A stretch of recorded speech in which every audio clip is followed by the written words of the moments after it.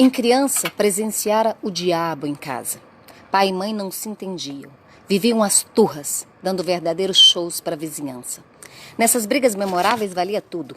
O filho, a princípio assombrado e depois cínico, via a mãe lá alvejando o pai com pratos, talheres, jarros, compoteiras e vice-versa. Um dia o casal foi mais longe. O pai arrancou o aparelho de rádio e o arremessou sobre a esposa, com inimaginável estrondo. Mas a mulher constituía um alvo extremamente ágil e móvel. Abaixou-se a tempo. O aparelho, tirando um fino, foi se espatifar de encontro à cristaleira, devastando copos, cálices, taças, etc, etc, etc. Os vizinhos, em pânico, só faltaram chamar o corpo de bombeiros. O menino andava na época com seus 11, 12. Já nem ligava. Intimamente, porém, tomara o partido do pai, que, sendo um irresponsável completo, sabia tratar o filho e achava uma graça imensa em tudo que ele fizesse. Já a mãe admitia os próprios defeitos, e só. Mas não tinha a menor paciência com a peste do filho. Vivia atrás dele de chinelo, de vara de marmelo, de cabo de vassoura, de sapato. Xingava-o como a gente grande. E mais, Sandoval a exasperava tanto que ela, feita uma doida, esganiçava a voz em maldições. Não sei porque diabo isso não morre, peste do inferno! Sandoval ficou com os defeitos do pai, da mãe e os próprios. Moleque de pé descalço, apanhava um pedaço de carvão e escrevia nas paredes da casa nomes feios, que teriam encabulado o próprio Bocage. Desde os 5 anos cobria de horror as senhoras e moças conhecidas com a sua linguagem. Elas tapavam os ouvidos. Cala a boca, menino, isso é feio. E entre si lamentavam. Mas tem uma boca suja esse menino. Com sua falta de modos de respeito, sugeria toda a sorte de reclamações. Diziam dele aos berros. A culpa é tua mãe que não te dá educação. A mãe ameaçava o filho. Ou então tomava sua defesa. Põe as 2 mãos na cadeira num assinte. Me admira muito que a senhora, uma marmanjona, implique com a criança. Tenha vergonha, vai amolar o boi. E de uma maneira ou de outra, ouvindo xingamentos de todo mundo, inclusive em casa, ele foi crescendo. Fisicamente saíra ao pai, que era bonito. Aos 13 anos havia menina que mandasse recadinhos, flores para ele. Mas Sandoval não dava confiança. Tomara-se de paixão pelo bilhar. E era uma habilidade assustadora. Juntava gente para vê-lo jogar. Algumas de suas tacadas se tornaram memoráveis. Apostavam nele, ganhavam Sandoval e os seus torcedores. Foi quando o pai, voltando de uma farra em Petrópolis, teve um desastre. O carro em que viajava em companhia de não sei quantas mulheres virou na estrada. Ele morreu no próprio local, antes que chegassem os primeiros socorros. Um sujeito apareceu esbaforido no pilhar. Deu a notícia a queima-roupa. Teu pai morreu, Sandoval. Teu pai morreu. Estava um momento com o taco na mão. Ia tentar uma bola dificílima, que exigia toda a sua arte, toda a sua técnica. Primeiro, completou a jogada, aliás, com êxito. E depois, correu para casa. O corpo do pai ainda não chegara, evidentemente. Encontrou a mãe pelas salas em sucessivos ataques. Assim que o viu, abriu os braços. Meu filho! Meu filho! Horas depois, porém, em pleno velório, ela fugiu e entrou no quarto, fechando a porta. Uma vizinha, ponderando a hipótese de um suicídio, soprou para Sandoval. Vai ver tua mãe. Vai ver tua mãe. Ele obedeceu.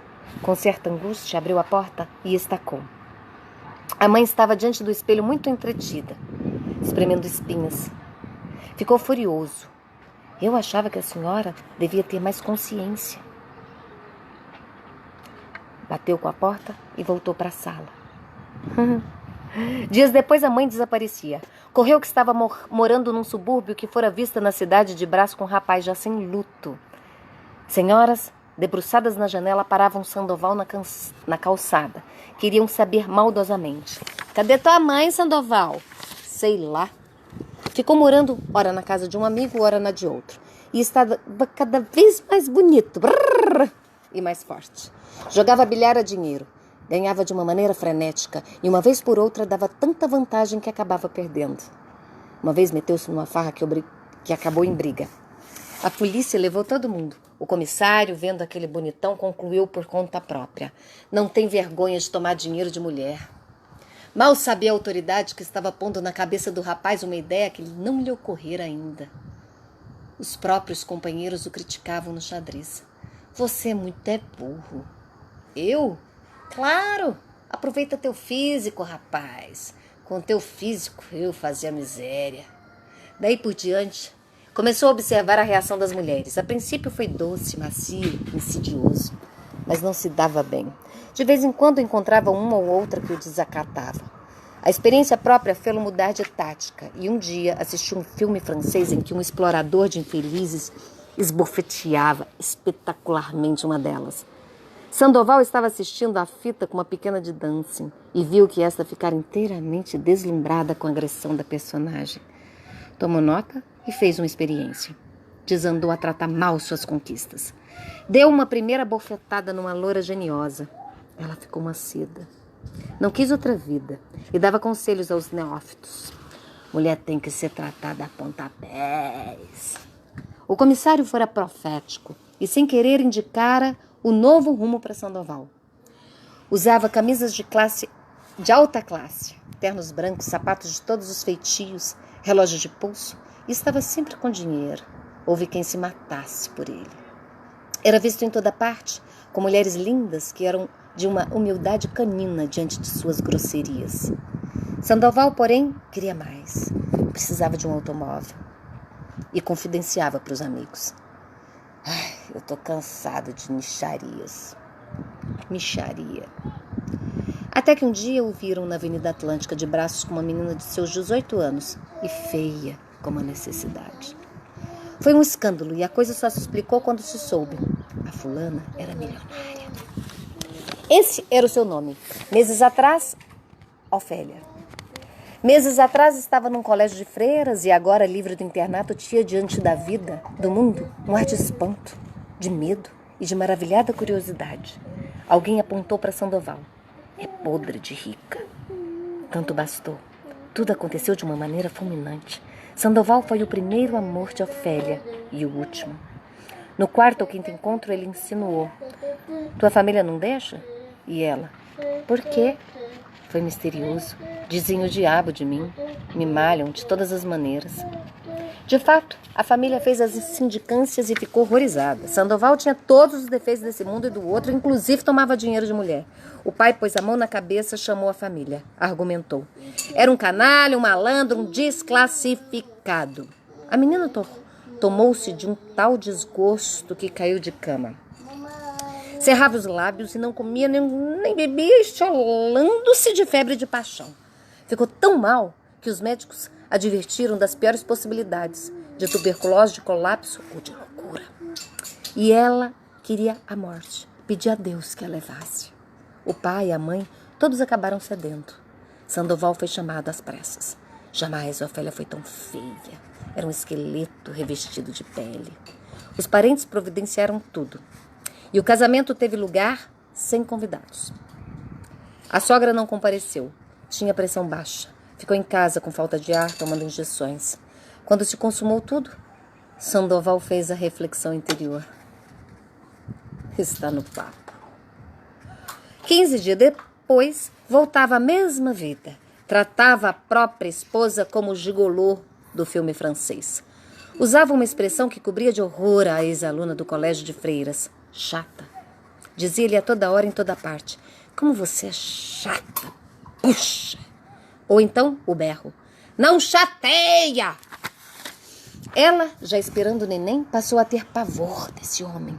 Não podia nem vê-lo. Dava graças quando ele não aparecia em casa, quando passava noites fora. Ele com as outras dizia horrores da mulher. É um breve, um autêntico breve. Era visto no automóvel que o sogro comprara em disparadas frenéticas, com um carro cheio de fulanas, às gargalhadas. Mas o filho nasceu. E então Ofélia viveu para aquele filho, que se fazia cada vez mais bonito. As visitas, diziam da criança, parece uma estampa, um quadro, um biscuit. Abraçada ao filho, Ofélia acabou explodindo. Por que você não fica com as suas mulheres? Por que você não me deixa em paz? Ah, meu Deus! Tirava da mulher joias, dinheiro, tudo e partia feliz para as noitadas abjetas. Só gostava de mulher que não prestasse, que fosse ordinária. A esposa, porém, já não tinha tanto dinheiro. o sogro, fizeram um mau negócio e andava em dificuldade. Talvez até falisse. Sandoval então gritou para a mulher: mentira! Sua mentirosa! Ou pensa que acredito nessa conversa fiada? Pois sim. Das duas, uma. Ou você me dá esse dinheiro, ou então eu te juro, eu levo esse garoto, banco o gangster e tu nunca mais verás teu filho! Anda, passa o dinheiro! A criança estava cada vez mais bonita. Um dia, quando ele fez 8 anos, Ofélia deu-lhe de presente uma roupa de veludo. Ficou tão belo como o menino azul do quadro. Sandoval aparecia quando faltava o dinheiro. Toma o menino, toma o menino. E a toda hora ela estava com a ideia fixa de raptores sobrenaturais. Já não era só o marido. Outros queriam raptar a criança, todo mundo queria raptá-la. Então, um dia, sozinha na casa grande, vestiu o terno azul no menino. Penteou-lhe, fez com que ele calçasse os sapatos novos. Horas depois, Sandoval apareceu para apanhar mais dinheiro. E como insistisse na tecla de que levava a criança, ela não disse uma palavra. Foi ao quarto e voltou, carregando nos braços o filho morto. Disse apenas: leva meu filho, leva. Sandoval fugiu, então, apavorado. Jandira, pequena de um dancing, esperava-o embaixo, num táxi. Mas ele passou pelo carro cego no seu desespero. Jandira e o chofer ainda o chamaram, mas ele continuou correndo dentro da noite, como se um menino morto o perseguisse, até a consumação dos séculos.